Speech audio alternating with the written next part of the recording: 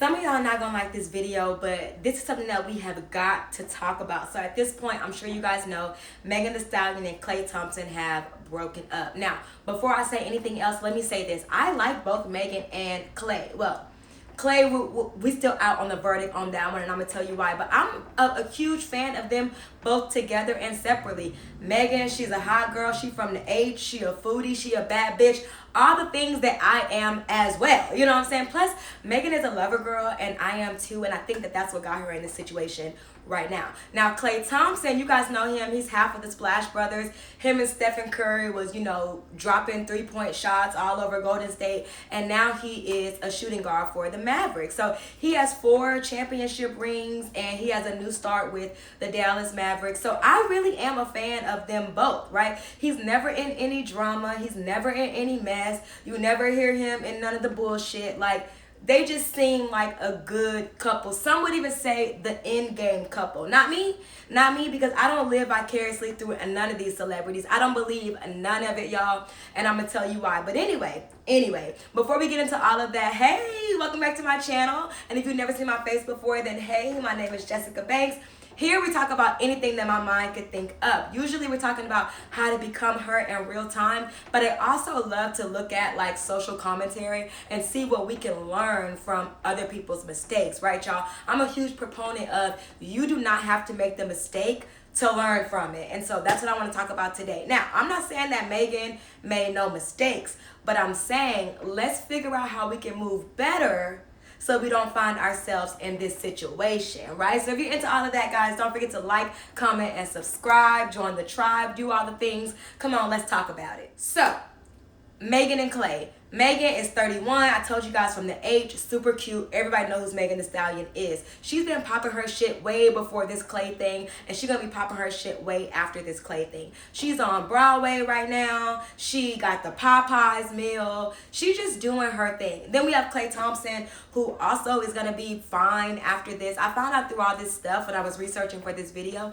Klay has had some relationships as well. He just keep his a little bit like under wraps, so you don't know much about it. And I like that. We love a quiet man that shuts up, okay? So I love that about Klay Thompson. That's them. Now, Megan has been a little bit more public with her relationships, and so we've seen her in a few high-profile relationships. First, of course, we have Pardison Fontaine. You guys may know him as Cardi B's writer. He wrote majority, if not every song on Invasion of Privacy, her introductory album, and it was a bop. I mean, like, all of those songs went triple platinum in my home. Pardison Fontaine, he writes music for the bad bitches, and I'm not mad at it. He also raps himself, but his music hasn't really taken off as much as the music he's written. But, some people, you have to just know what your lane is, and his lane is to write music for bad bitches, and I'm cool with that. You know what I'm saying? Like, I'm cool with that. I enjoy Pardison Fontaine. Baby, write a song for me.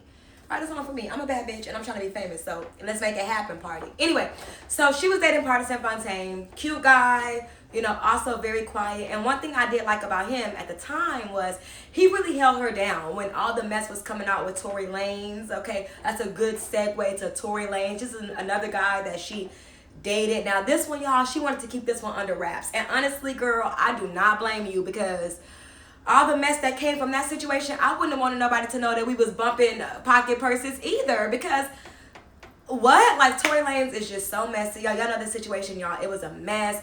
We got, friends stealing men from each other. We got Kylie Jenner in the mix. We got a pew-pewing that took place. It was just so much. And so when the world was dogpiling on Megan Thee Stallion, her man, Pardison Fontaine, really had her back. And he really just, let it be known that I don't know what was going on all with that Tory Lanez stuff, but this is my girl now, and y'all gonna watch how you handle her. And I really was appreciative of that until they fizzled out, and he got a whole diss song about her. So now in big old 2026, now that she came out that she broke up with what's his face, Klay Thompson, he on live trying to be funny, trying to act like he want her back or whatever, when you got a whole diss song about me, sir. Take several seats, because we can never be back when you made diss songs about me. But hey, whatever. We'll see. We'll talk more about him later. So that was Pardison Fontaine.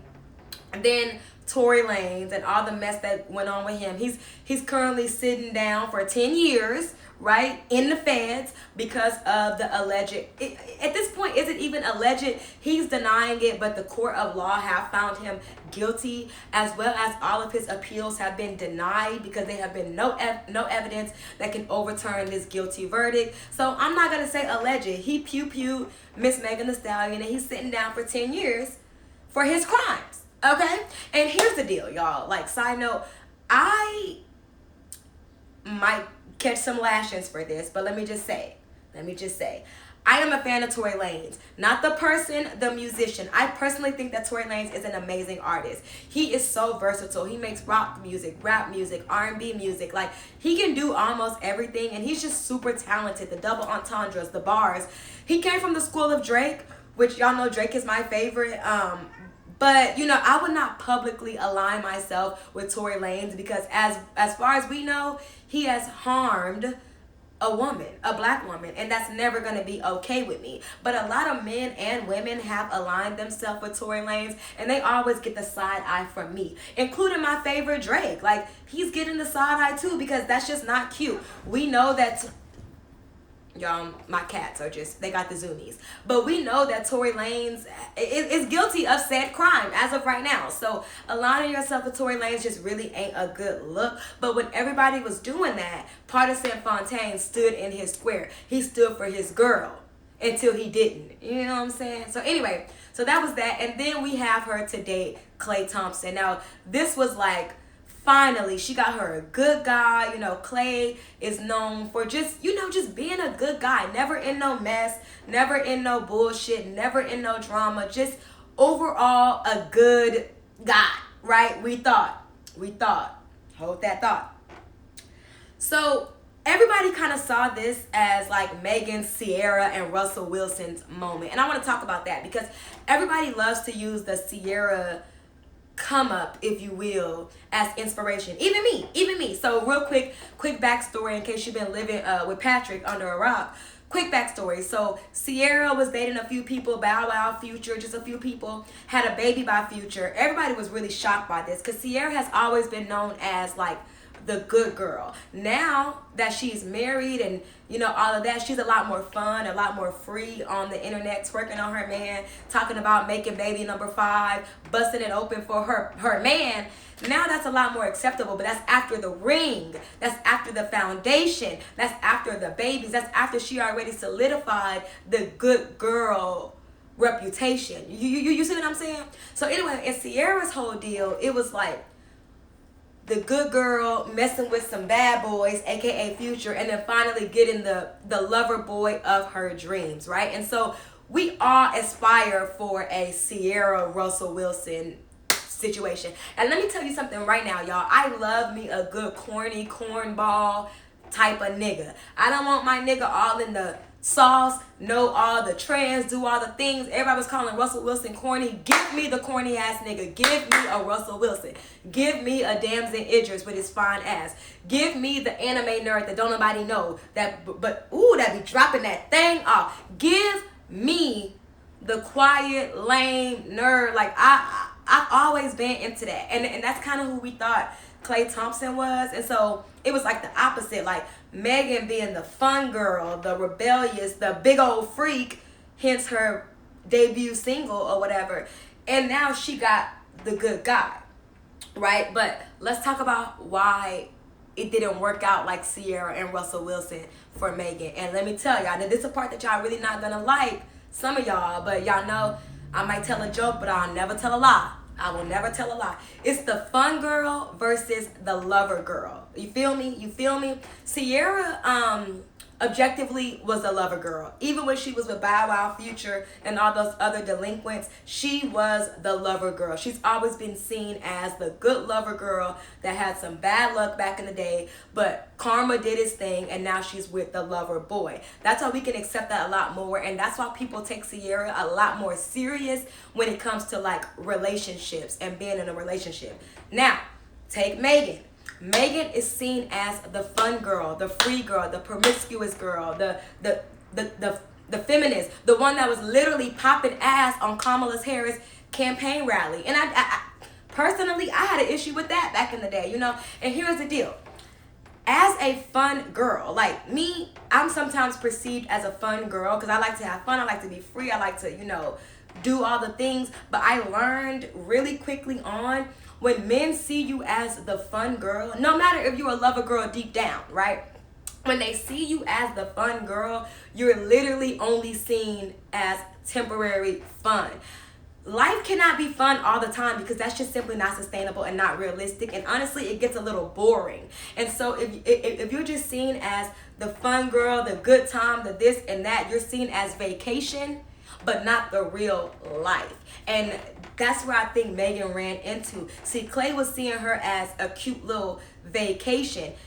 Whole time though, she was trying to shed that fun girl persona and be the true lover girl that she really is. So here's the deal. I truly believe that Megan Thee Stallion is a lover girl deep down. Like, as a fellow lover girl, I can spot one a mile away. She is my man, my man, my man, my baby, my baby. Matter of fact, speaking of that song, that my man song that she wrote for Klay Thompson, even that song, y'all, I thought it was a little bit too raunchy for somebody like Klay. I mean, she was talking about, you know, all the stuff and, you know, typical Megan Thee Stallion fashion. But she said, as soon as I realized he could handle me, I knew that I wanted to lock it down. So I was like, okay, well, maybe we don't know Klay Thompson like we think we know Klay Thompson. Maybe he actually can handle him a fun girl and, you know, somebody that can ride the boat and do all of that. And we just don't know him. Maybe he really is that guy, like, and he could handle all of that, and he like all of that, and looks can be deceiving, right? So I was like, cool. But even with that song, because nothing embarrassing me on camera, y'all, jumping all on the thing, but even in that song, she was giving fun girl, but also like trying to be my man, trying to be that lover girl. And here's the thing, don't be a lover girl deep down and a fun girl on top. That's never going to work in your favor. And it should. You should be able to be multifaceted. As women, we're not monolithic. However, I'm going to tell you right now, you got to instead be the fun lover girl. And by that, let people know that you are worthy to be taken serious. Like, you are vulnerable enough to be loved and taken care of while also have a good time. See, when your brand and your persona is just fun, liberation, freedom, freakiness, running through niggas left and right, getting their money, them bouncing on like booty cheeks, some charcuterie.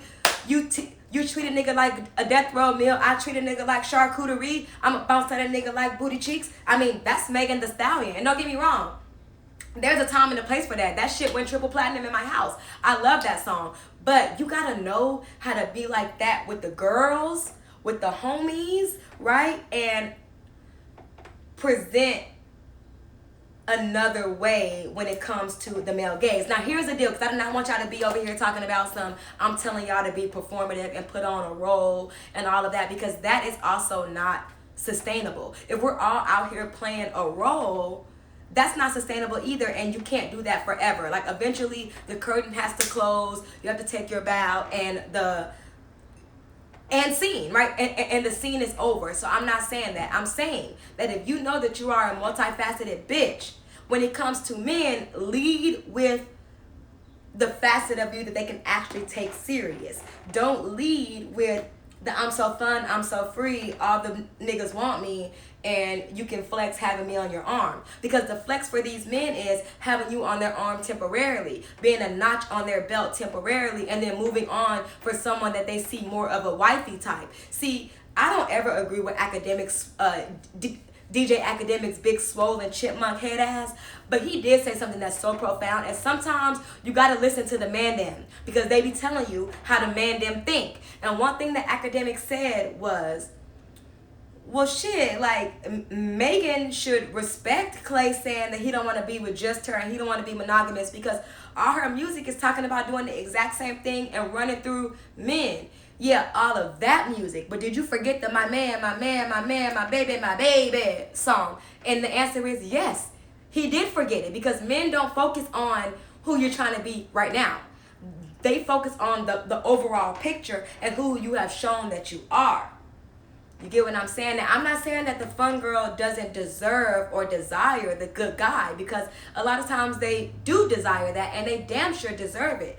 What I'm saying is you have got to lead with the facet of you that men can take serious. And unfortunately, that fun, liberated, bad bitch, that's not the version that they take serious long term, even if you're showing them something different right now. You feel me? You feel me? I'm just a messenger, y'all. I want y'all to be successful out here in the dating world, and I'm just telling you how these men are thinking. Academics also said something too, though, that I want to point out. He said that there's like different types of men out here when it comes to pursuing women. The one that, he don't matter if he get rejected or whatever, he could get rejected 1,000,000 times, he gonna try 1,000,001. He's straight up, he's direct, he tell you what I want, and that's what it is. And then you have the guy that will lie and say whatever lie possible, play that role, play that lover boy to get the pussy, and then be ready to go. And I believe that is who Klay Thompson was. When we talk about everybody playing a role and how it's not really sustainable, Megan was playing that lover girl role, courtside at the games with his white mama, cooking for his Bahamian dad, making her whole persona this my man thing, right? She was playing that role, and Klay Thompson was also playing another role too. But see, in Megan's thing, I don't think that she was playing a role. I think she was evolving into the woman that she wants to be, and Klay still saw her as the fun. But in Klay's situation, I think he was playing a role. I think that he was playing the lover boy and always been the fuck boy. Always been the one that's going to lie to get what he need. Because according to Megan, and of course this is only Megan's side, according to Megan, cheating, and I'll put the her statement up, her story post. She said he was cheating. She dealt with all his mood swings during the basketball season. She said that now he's getting cold feet. She done met his family and everything, and now he's talking about he doesn't know if he can be monogamous. See, that's the thing. Like, he thought, oh, I got a fun girl. I don't have to be monogamous. I can tell her straight up, I want to just go have fun and do this. And Megan was like, wait a minute, no. I'm a lover girl. You forgot? And he was like, are you? I thought you was the fun girl. That's why, y'all, I'm telling you, just do yourself a favor and lead with the facet of you that men can respect. And then show him the fun later after you solidified what it is, right? After you've made that foundation, then show him that you can be a fun lover girl, right? Don't be the lover girl trapped in a fun girl body. Be the fun lover girl instead. You feel me? You feel me? So anyway, Klay Thompson didn't have anything to say in response to this. He just posted himself rapping some freestyle lyrics on a beautiful day. It said something like, I like this girl so much, I wish I never met her. And then he just comments like, wow, isn't it a beautiful day today? Just being dumb, like, babe, we're not interested. Either put a dress on it or take it back to the playground. We do not care. Meanwhile, Megan is on Broadway. Side note, have you ever had to go to work and do a full shift heartbroken? There is no deeper pain. That shit hurts. You don't care about nothing at that job, but you still got to do that full shift. And that's what Megan had to do this weekend. Saturday, she had a Broadway show. I don't know what the show is about. I don't know if she's good or she's bad, but I'm just glad that we getting black representation, right? So shout out to Megan Thee Stallion. At the end, she had a standing ovation. At this point, before her show, everyone know that she is no longer in a relationship. She got a beautiful standing ovation. People are screaming, we support you, Meg. We love you, Meg. And all she could do was just cry. All she could do was just turn away from the audience and cry. And you knew this cry. This was not I'm so proud of myself. I made it to the end of the show. I'm feeling good. I love my ambition. This was a deep, grieving, I'm deeply hurting cry. And Megan, if this video ever finds you or whatever, or just anybody else that they need to hear me say this, you will be okay. You will be okay. Heartache doesn't last forever, and time heals all wounds. Also, from one lover girl to another, do not let this jade you at all. I know you say I need to take a break from this one, and you probably do need a break, and that's okay. As soon as you take the moment to actually heal and do what's best for you, that's when a nigga come up and mess it all up and just mess it up with love.